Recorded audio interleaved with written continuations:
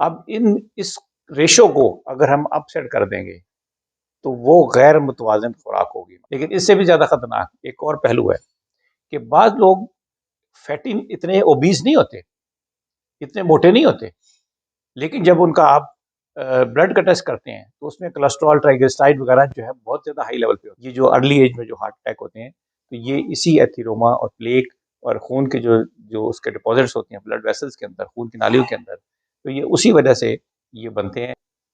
नाज़रीन, आज का जो हमारा मौजू है वो मैं जो हमारे जिस्म में जो चिकनाई का जो निज़ाम है उसके बारे में आपसे डिस्कस करने जा रहा हूँ। हमारे जिस्म में हमारे जो बॉडी है इसको जैसे कि जानवरों को, पौधों को, दूसरे जो जानदार हैं उनको एक ख़ास न्यूट्रिशन की और खुराक की ज़रूरत होती है। इसी तरह हमारे बॉडी को भी कार्बोहाइड्रेट्स, प्रोटीन्स और फैट्स की ज़रूरत होती है। इसके अलावा कुछ ट्रेस एलिमेंट्स होते हैं जिनकी कि बहुत थोड़ी चुटकी भर मिकदार भी हमारे लिए काफ़ी होती है। अब इस रेशो को अगर हम अपसेट कर देंगे तो वो गैर मुतवाज़िन खुराक होगी हमारी। आजकल के दौर में जिस तरह के हम चिकनाई बेतहाशा इस्तेमाल करते हैं, अपने खानों में भी उसको भूनना और भूनते रहना और अच्छी खासी चिकनाई डालनी। इसी तरह जो बाज़ार के जो खाने हैं, उनमें चिकनाई अगर वैसे नहीं होगी तो मेयोनीज़ की शक्ल में होगी। तो ये सारी जो चिकनाई है, ये जब जिस्म में जाती है, तो बाज़ औक़ात हम लोग लैब में जब उसको टेस्ट करते हैं, तो टेस्ट करने से पहले ही अगर हम उसका ब्लड थोड़ी देर पड़ा रहने दें, तो उसके ब्लड में 2 हिस्से होते हैं। एक नीचे जो रेड ब्लड सेल्स हैं बैठ जाते हैं, ऊपर प्लाज़्मा होता है। नॉर्मल जो प्लाज़्मा होता है, वो स्ट्रॉ कलर का, बिल्कुल पेल पेल येलो कलर का हल्का-सा उसमें होता है। स्ट्रॉ कलर का वो जो होता है। तो जब इस तरह की हैवी चिकनाई अगर आप खाएँ, तो वो मिल्की हो जाता है। ये उसका इफ़ेक्ट आप देखें कि इमीडिएट रात को अगर आपने खाना बहुत हैवी फैट्स के साथ खाया, बहुत ज़्यादा चिकनाई खाई, तो सुबह अगर आप उसका सैंपल लेंगे, उसको थोड़ी देर पड़ा रहने देंगे, तो उसका प्लाज़्मा वो शो करेगा कि हाँ, इसमें कितनी चिकनाई है। और ये बाज़ औक़ात ये होता है कि इंसान ज़ाहिरी तौर पर ओबीज़ होता है, मोटा होता है, तो उसकी चिकनाई करते हैं तो उसके जो चिकनाई के लेवल्स अपसेट होते हैं।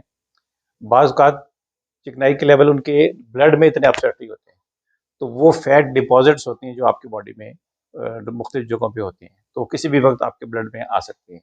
लेकिन इससे भी ज़्यादा खतरनाक एक और पहलू है कि बाज़ लोग फैटी इतने ओबीस नहीं होते, इतने मोटे नहीं होते, लेकिन जब उनका आप ब्लड का टेस्ट करते हैं तो उसमें कोलेस्ट्रॉल, ट्राइग्लिसराइड वगैरह जो है बहुत ज़्यादा हाई लेवल पे होते हैं। उनका जो ब्लड होगा वो थिक और उसमें मिल्की टिंच होगी उसमें।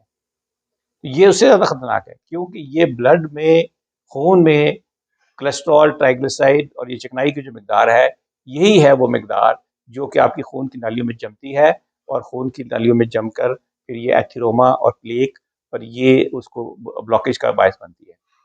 ये जो अर्ली एज में जो हार्ट अटैक होते हैं, तो ये इसी एथीरोमा और प्लेक और खून के जो जो उसके डिपॉजिट्स होती हैं ब्लड वेसल्स के अंदर, खून की नालियों के अंदर, तो ये उसी वजह से ये बनते हैं और ये बहुत ख़तरनाक होते हैं। तो इस वजह से मैं समझता हूँ कि ये आजकल के नौजवान जो लोग हैं, उनको अपनी हैबिट्स हेल्दी करनी चाहिए।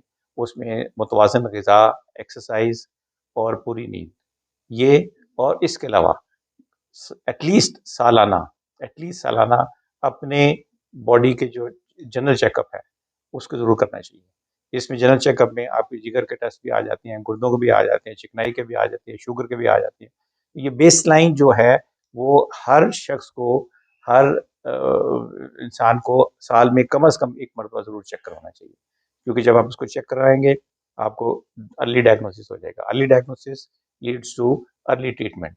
तो उससे आप जो नुकसानात हैं जो, उस बीमारी के, उस तकलीफ़ के, उस एब्नॉर्मैलिटी के, वो उससे आप बच सकेंगे।